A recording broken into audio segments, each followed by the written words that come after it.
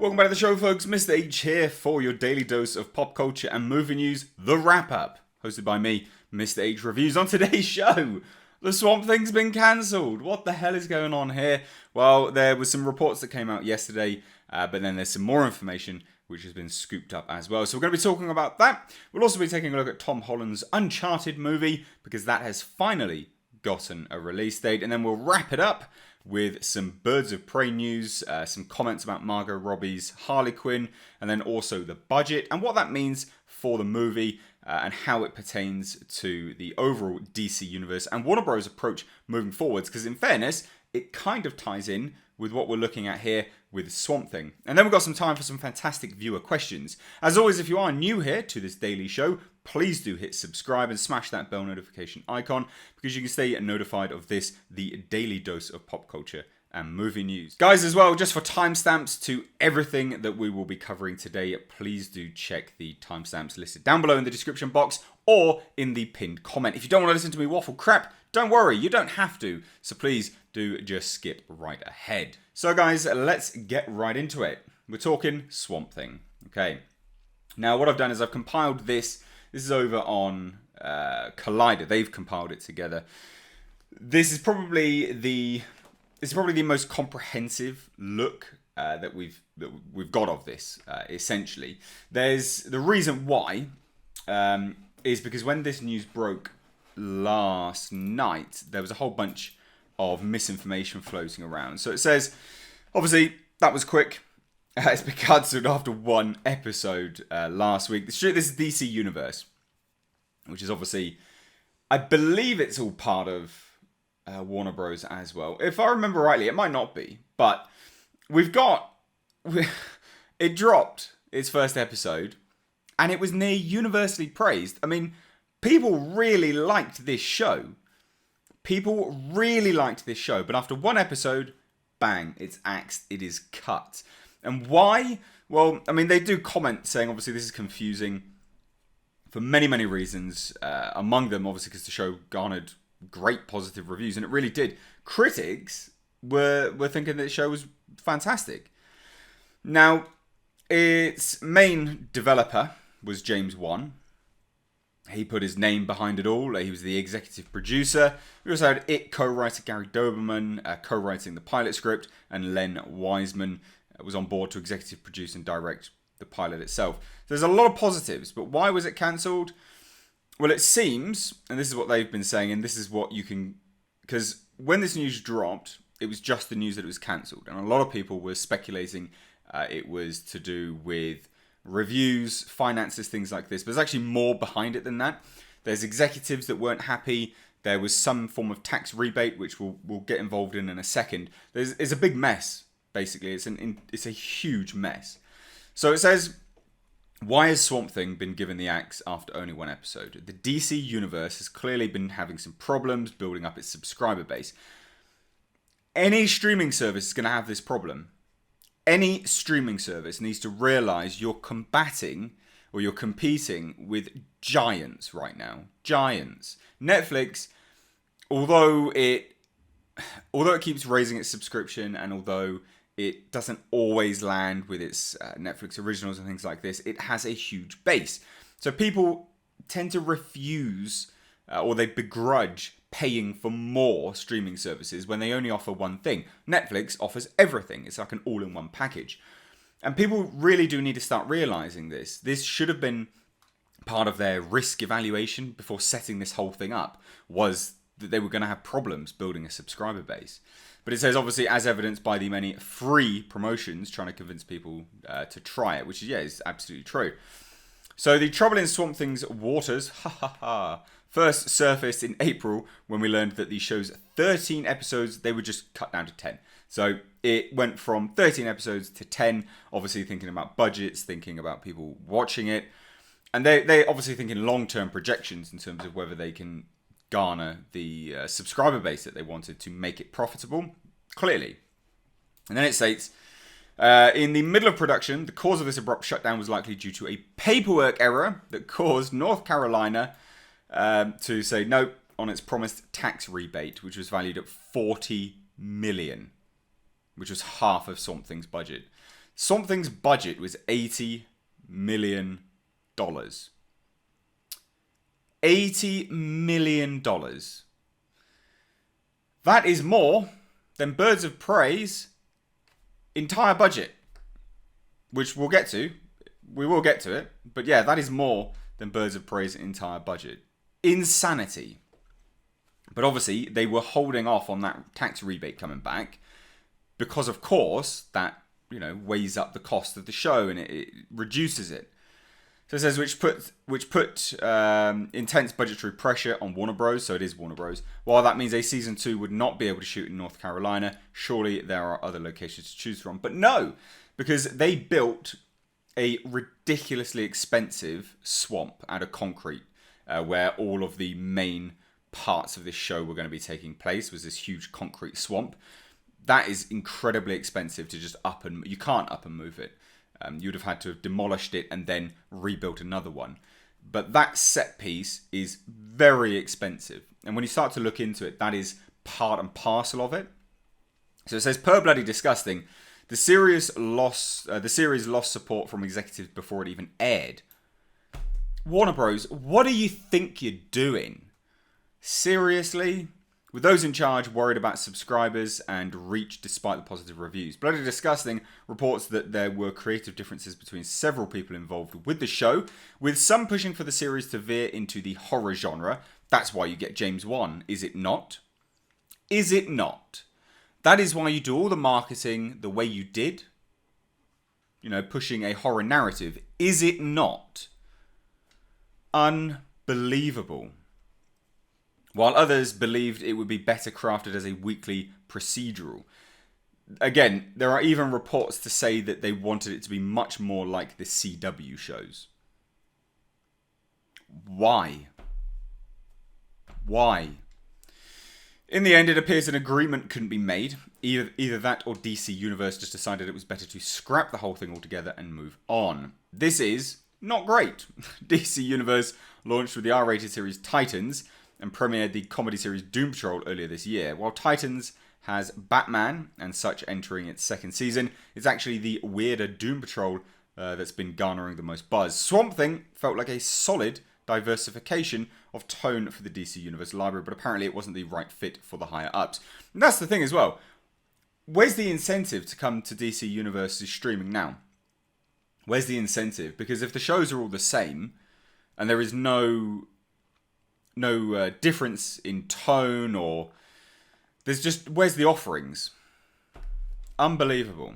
So, and it states, hold on, update, all 10 episodes of Swamp Thing are expected to air on DC Universe, where members can watch a new episode every Friday. Well, that's, of course they were going to. This is the swamp that I was talking about as well. This set, that's a built set out of concrete, and it's very, very expensive.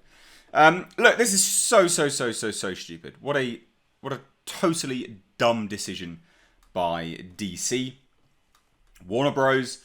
You should have factored this in. This should have been, your P&Ls, profit and loss. You should have factored all of this in. And also the fact that this is all hinged on a piece of paperwork. Shame on you. Shame on you.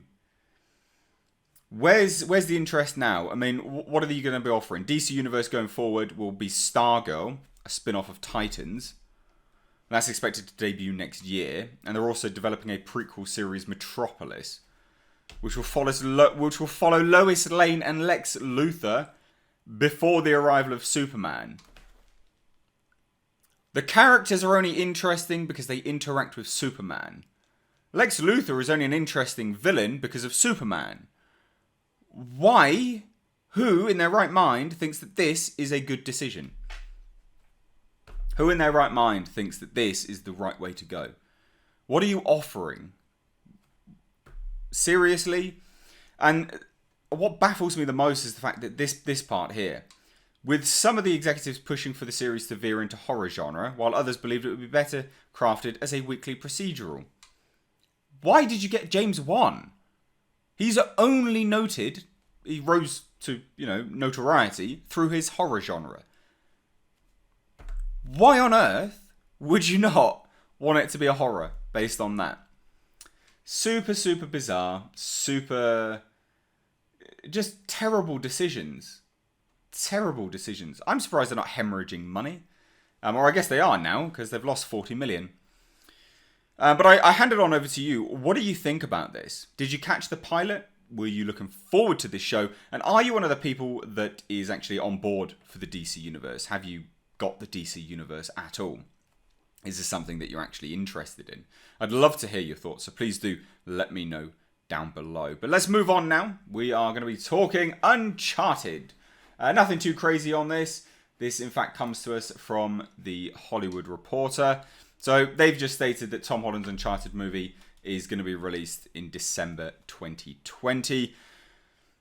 Again, nothing too crazy about this, but it is interesting to kind of document the overall narrative that's taken place to get to that point. I mean, Sony has set an December 18th, 2020 release date for the video game adaptation. Now, the Hollywood Reporter stated this 2 years ago that Holland was joining the project. 2 years ago. And then in January, it saw 10 Cloverfield Lane director Dan Trachtenberg come on board following the exit of Sean Levy. I mean, it's been taking forever. Absolutely taking forever. Whether this bodes well or not is kind of besides the point, I guess. The latest draft of the screenplay adapting the Naughty Dog video game is coming from Jonathan Rosenberg and Mark Walker. Uncharted is going up against Steven Spielberg's big budget West Side Story remake. That's not going to hinder it at all. Completely different audiences. That won't hinder it. That really won't hinder it. Sony announced a slew of other dates Thursday, including April 3rd, 2020, release for Kevin Hart and director Paul Weitz's Fatherhood. Yeah, I mean, this is all just other nonsense here. I mean, with respect to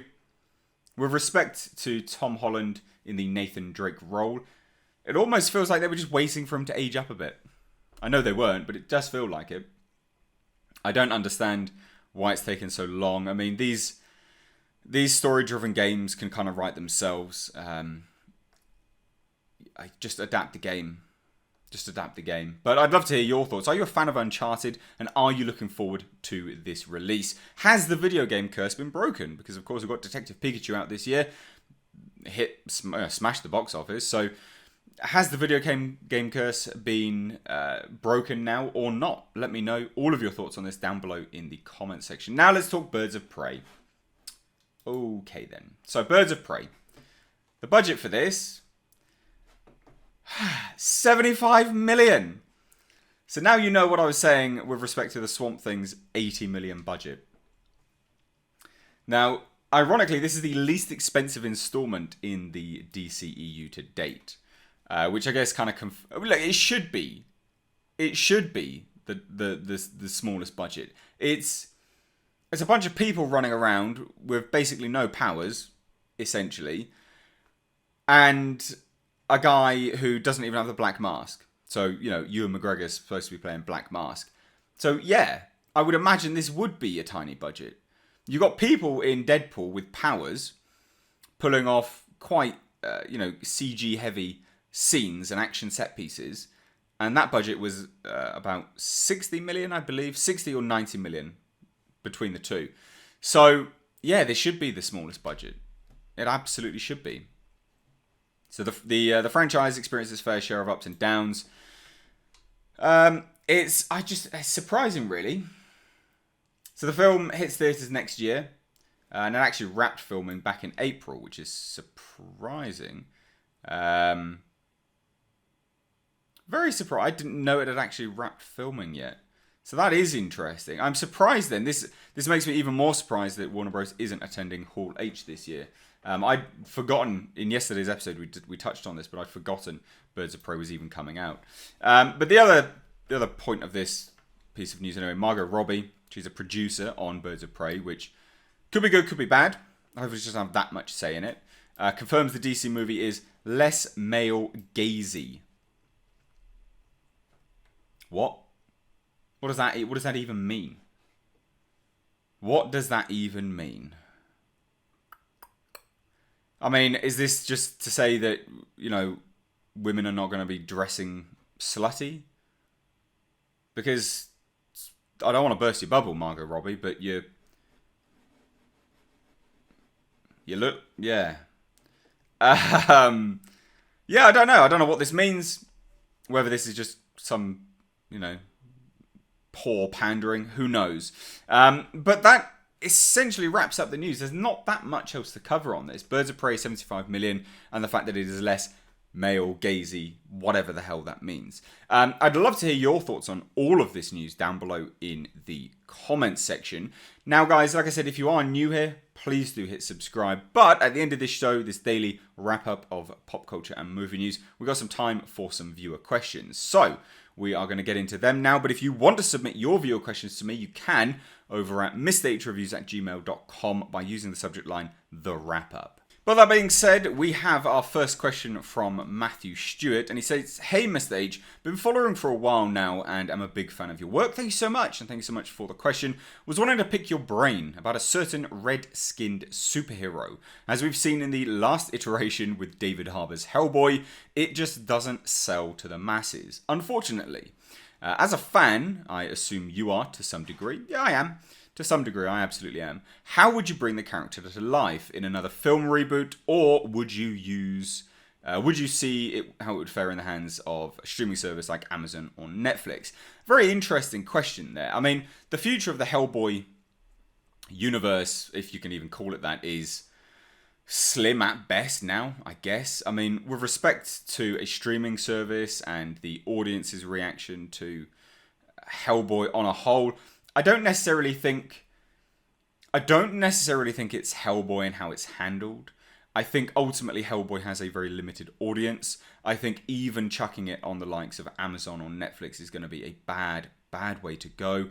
I just don't think it has the audience. You'd really have to change the core concept of what Hellboy is for it to appeal to a wider audience and actually become a success. So I don't think it should be adapted, because I don't think it has a wider narrative, like a wider appeal. A lot of people will say things like, the Guillermo del Toro movies, none of them made money. If you look at their budgets versus the financial rewards, none of them made money. They perhaps made a little bit of cash over on Blu-rays and things like that, but they basically made nothing at the box office. In fact, the first one was a huge loss to the studio. So I just don't think they should be adapted, which is a shame because I think that they're very, very good. But anyway, thanks so much for your question. And now let's move on. The Film Artist shot me over an email and said, "Mr. H, big fan of the show. What do you think of Marvel producer Victoria Alonso's comments saying that the X-Men title is outdated?" I was not even aware that was a thing that people have said. Are they saying that the X-Men title, the property, is outdated? Because if so, that's simply not true. Because X-Men is obviously like an allegory for teens going through puberty and all this kind of crap. And you could also put it into like immigration. There's so many things that you can liken it to. So as a property, it's definitely not outdated. But if they're talking about the title of X-Men, i.e. it should now be called X-People or X-Women or some other nonsense, I think that's absolute nonsense, basically. There's nothing else that I can possibly think about that. I think that's awful. I wasn't aware that was a thing, but apparently it is. So anyway, guys, that wraps it up here for me. That's all I've got time for. I'd love to hear your own answers on these questions, though, down below in the comment section. Hellboy, do you think it can be adapted or it can't be adapted? Do you think it should go to a streaming service like Netflix? Let me know down below. And tell me, Victoria Alonso's comments, X-Men title outdated. What do you think to that? Love to hear your thoughts. Let me know. Drop them down below. But anyway, guys, like I said, if you are new here, please do hit subscribe to stay up to date on this, the daily dose of pop culture and movie news, The Wrap-Up, hosted by me, Mr. H Reviews. As always, guys, thank you so much for watching. I've been Mr. H. Take care.